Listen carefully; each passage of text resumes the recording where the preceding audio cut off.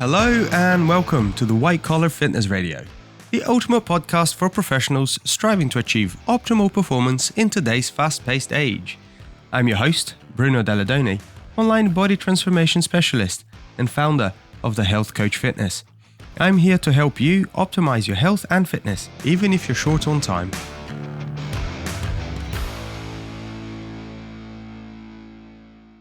What's going on, everybody? Welcome back to the White Collar Fitness Radio. Today, we're discussing how to incorporate rest into your plan and feel like you're still making progress. So this was a question submitted to me by one of the girls that comes to my class. So here we go. Let's dive into that. So the first thing to think about is you need to have a plan. Right? So if you're just resting for the sake of resting and you don't really know why you're resting, it kind of makes it difficult to know if you're being lazy or if you're actually doing it for a good reason, for a good cause, as it were. So that's the first thing for us to consider. Do you have a plan? So then I suppose, can break that down into the idea of like the concept of rest is very plan dependent. Like I said, are you training for something? Do you have a goal? What's the time frame on that? And one of the things that tends to, or I suppose, get missed is this: how difficult in relation to your starting point is your goal, right? So for example, if you are, let's call it 30 kilos overweight and you want to do a bodybuilding show, then you're quite far out from your goal. You need longer time. And then the rest you have has got to be allocated, I suppose, very consciously to make sure that you're making the necessary progress towards your goal. If you are trying to grow muscle, that might be different. The amount of rest you need might actually increase, but then that rest is different insofar as maybe you're still working out, but you're actually just resting different muscle groups as opposed to lounging around on your sofa. Are you training for a marathon, for example? That's a very different type of rest. You might need to rest your whole body to allow for that recovery to take place so that you can run again. So having that understanding of what you're trying to achieve precisely will make a big difference to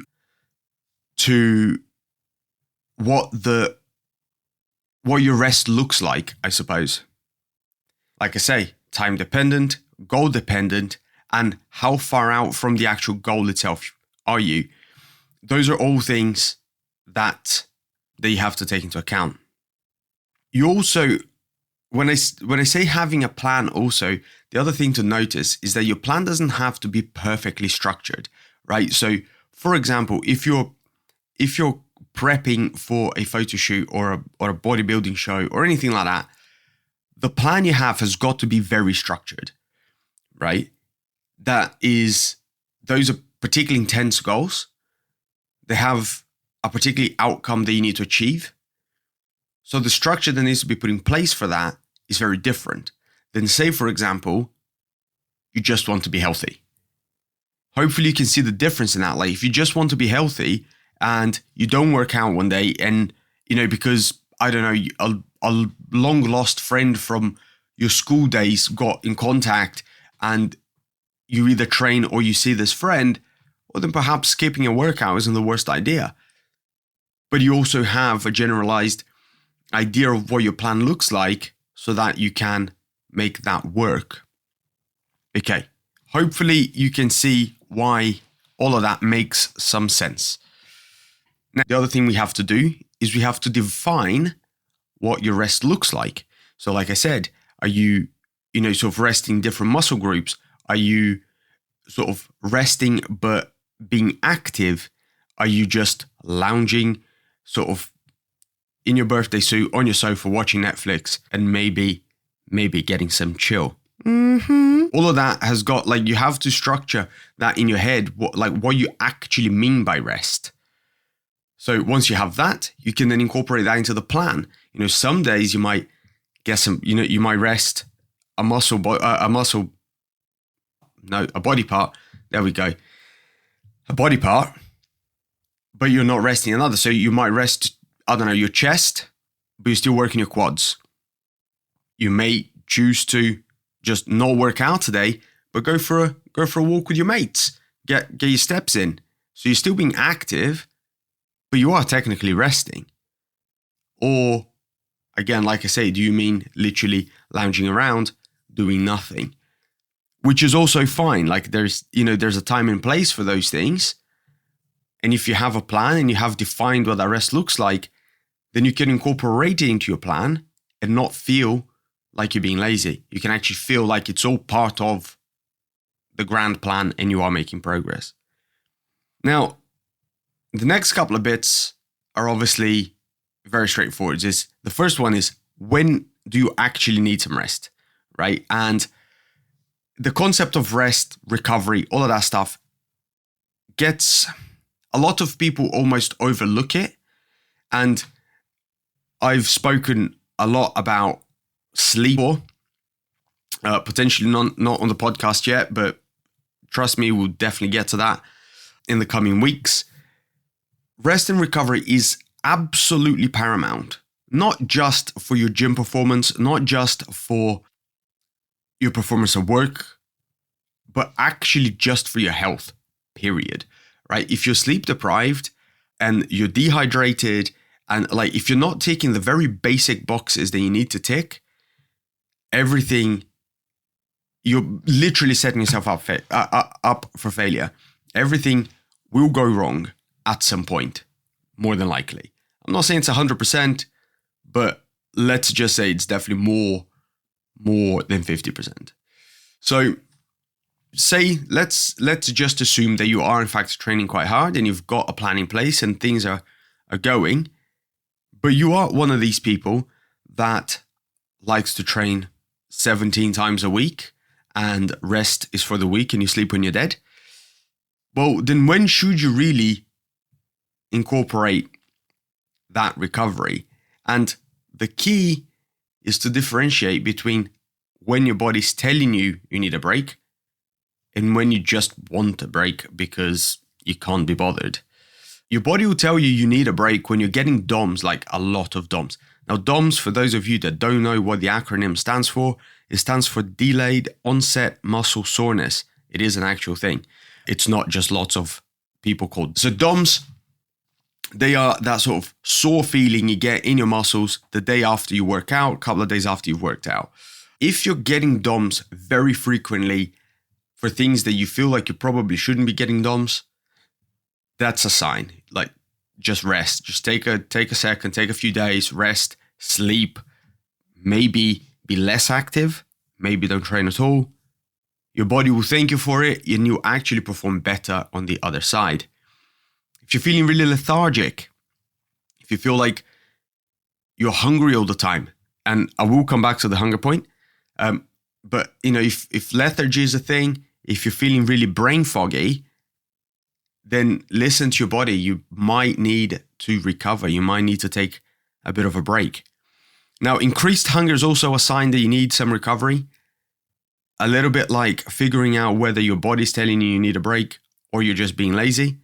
You also need to know whether your body is telling you you're hungrier or whether your mind is telling you you're hungrier. Does that make sense? You want to know whether you want to differentiate between, ooh, I really fancy that cheeky chocolate bar. Or, no, actually, I am dying for a bowl of lettuce. Right? Like, make that distinction. And obviously I am just obviously joking, but realizing when your body is asking for more nutrients, as opposed to you just fancy eating snacks, will make a big difference. So increased frequency of DOMS, let's say, lethargy, brain fog, increased hunger, all those things are signs that your body's just begging you to take a second. So you probably should listen. And so what can you do to recover, to rest, recover, and have those things in place? Well, we need to differentiate between physical recovery and mental recovery. So for physical recovery, obviously you have things like just going for a gentle walk, having a massage or foam rolling at home, having a massage gun. Those things are great. Having a sauna or an ice bath. I know some of you hear the phrase ice bath and your toenails will do somersaults. So just bear with. All of this stuff has got place, let's say, in your physical recovery. Now, I'm not suggesting everybody has an ice bath and I'm not suggesting everybody has a sauna, but they can be great and they do serve, a point where massage, foam rolling, massage guns, all those things, they're really great and they have a therapeutical effect, as in you will feel more relaxed, you feel like things aren't quite as sore, and they're great. I will just caveat this point here with the notion that a lot of masseuses, let's say, will tell you that, you have this knot and we have to keep working on this and whatever. Just note that the therapeutical effect of a massage, whether it is in fact hands-on massage, whether it's foam rolling, whether it's you just attacking your leg with a massage gun, those things are in fact temporary. So how many times have you had a massage and then 2 days later you feel the same knot in the same place and it still kind of sucks, right? They aren't magic. They feel great and they serve a purpose. I'm not dissing them, but just realize that it's also not unicorn poop, right? They do serve a point, but they're not magic. Going for a walk, like just a gentle walk, you can actually tag this on to some mental recovery, as in you can go for a walk with a mate, have a chat, relax, grab a coffee. Now, coffee is a different thing, but it's the interplay between the stimulus of the coffee and the relaxation aspect that you get from just doing something social and low-key with a mate. If you don't want the stimulation, have decaf. But yeah, like interacting with your friends, interacting with your loved ones, all of that has also, unless you're arguing and throwing like kitchen dinner plates at each other, don't do that. That would be silly. But if you're having nice interactions, social interactions, they can be a bit of a mental dump. You can sort of get some nice recovery from doing that. Naturally, then you have, the standard that most people do when they're trying to switch off, which is either reading, watching some TV, or just having some whatever kind of wind down you like, playing some Xbox, whatever. Those things are great. They serve a point. And then if you want to go and do some, let's call it formal mental recovery, you can do your mindfulness, your meditation, your prayer, all of that stuff will come full circle. And yet, what we're really trying to do when we talk about mental recovery here is allow you some you time. Okay, so it's very rare in today's day and age that we actually break to give ourselves time to process the day, to process the week. And I suppose the word I'd use is compartmentalize, right? So how I like to think of it is like this. Imagine you have a storage garage and everything that happens just goes into that garage, and that garage is a little bit messy. It's actually potentially a bit cluttered, right? Well, by having a little bit of mindfulness or meditation time, depending how religious you are, maybe some prayer time that can work into your meditation, what you're allowing yourself to do is go into that garage, into that mental garage, and tidy. And a tidy space provides you with better mental health, provides you with more effective physical work, sort of call it productivity. Okay, so having some time, different people tell you different things, and you can, meditate 6 times a day, or you can meditate once a year. The thing that for me gets sort of missed out is, when do you need it?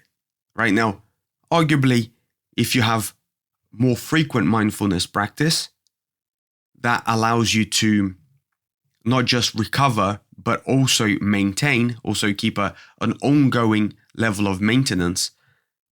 But, different people, different time, let's say, availability. And so do what works for you, but make sure that whatever you do is effective.